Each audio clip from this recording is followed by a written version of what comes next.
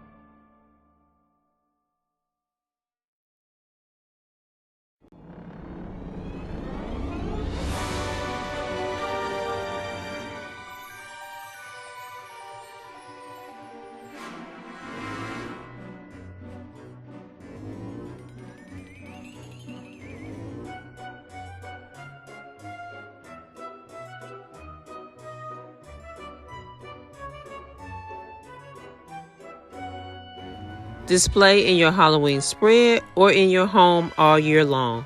Thanks for watching and make sure to like and subscribe.